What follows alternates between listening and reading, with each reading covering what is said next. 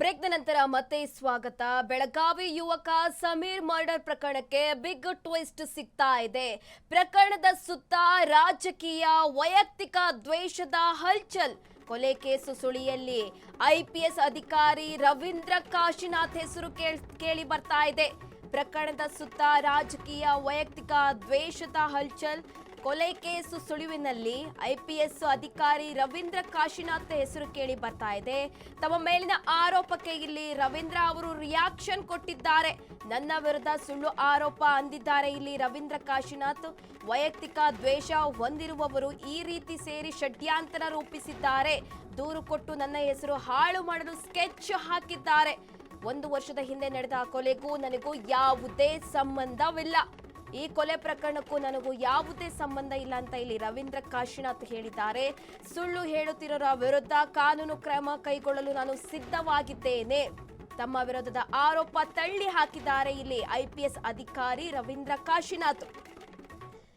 ಬೆಳಗಾವಿ ಯುವಕ ಸಮೀರ್ ಮರ್ಡರ್ ಪ್ರಕರಣಕ್ಕೆ ಸಂಬಂಧಪಟ್ಟಂತೆ ಬಿಗ್ ಟ್ವಿಸ್ಟ್ ಸಿಗ್ತಾ ಇದೆ. ಪ್ರಕರಣದ ಸುತ್ತ ರಾಜಕೀಯ ಹಾಗೆ ವೈಯಕ್ತಿಕ ದ್ವೇಷದ ಹಿನ್ನೆಲೆ ಕಾಣಿಸ್ತಾ ಇರುವಂತಕ್ಕದ್ದು.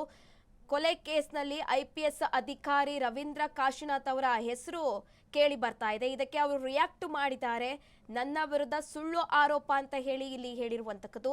ವೈಯಕ್ತಿಕ ದ್ವೇಷ ಹೊಂದಿರುವವರು ಸೇರಿ ನನ್ನ ವಿರುದ್ಧ ಷಡ್ಯಂತರ ಮಾಡ್ತಾ ಇದ್ದಾರೆ.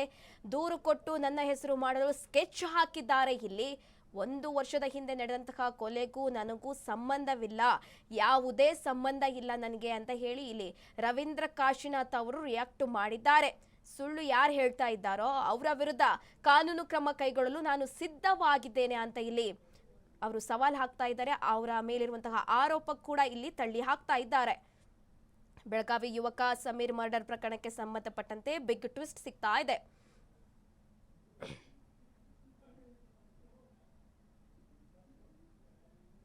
ಅದನ್ನು ನೋಡಿದ್ರೆ ಏನಾಗ್ತಾ ಇದೆ, ನನಗೆ ಆಗಲ್ದೊರ್ತು ಈಗ ತಮ್ಮ ಯೂಟ್ಯೂಬ್ ಚಾನಲಲ್ಲಿ ಒಂದು ಕ್ಲಿಪ್ ನೋಡಿದೆ. ಅದು ನನ್ನ ಮೇಲೆ ಒಂದು ಆರೋಪ ಇದೆ. ಸೊ ಅದನ್ನು ನೋಡಿದ್ರೆ ಏನಾಗ್ತಾ ಇದೆ, ನನಗೆ ಆಗಲ್ದವ್ರು ಕೆಲವೊಬ್ರು ಇದ್ದಾರೆ ಬೆಂಗಳೂರಲ್ಲಿ. ನಮ್ಮ ಊರಿನ ಇದ್ದಾನೆ ಕೆಲವೊಬ್ಬರು ಸೇರಿ ಈ ರೀತಿ ಅನ್ನೆಸರಿ ಅಲಿಗೇಷನ್ ಮಾಡಿಸೋದು, ಬೇರೆ ಬೇರೆ ಕಡೆ ಲೆಟ್ರ್ ಹಾಕ್ಸೋದು, ಸೊ ಅವ್ರು ಬರ್ದಂಗೆ ಮಾಡೋದು.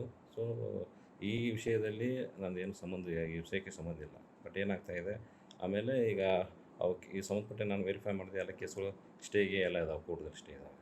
ಬಟ್ ಅದನ್ನೆಲ್ಲ ನೋಡಲಾಗಿ ಇವರು ಅನ್ನೆಸರಿ ನನ್ನ ಹೆಸರನ್ನು ಬದನಾಮ್ ಮಾಡಲಿಕ್ಕೆ ಈ ರೀತಿ ಮಾಡ್ತಾಯಿದ್ದಾರೆ. ಸೊ ಇದಕ್ಕೆ ನನಗೆ ಯಾವುದೂ ಸಂಬಂಧವಿಲ್ಲ. ಆಮೇಲೆ ಇದನ್ನು ಬೇರೆ ಬೇರೆ ರೀತಿ ಸೈನ್ ಮಾಡಿ ಸೊ ಈಗ ಎಲ್ಲ ಕಡೆ ಕಳಿಸ್ತಾ ಇದ್ದಾರೆ. ಸೊ ನಾನು ಕಾನೂನು ಪ್ರಕಾರ ಅವ್ರ ಮೇಲೆ ಏನು ಮಾಡ್ತಾಯಿದ್ದಾರೆ, ಅವ್ರ ಮೇಲೆ ಕ್ರಮ ಏನು ಜರುಗಿಸ್ಬೇಕು ನಾನು ಜರುಗಿಸ್ತೀನಿ.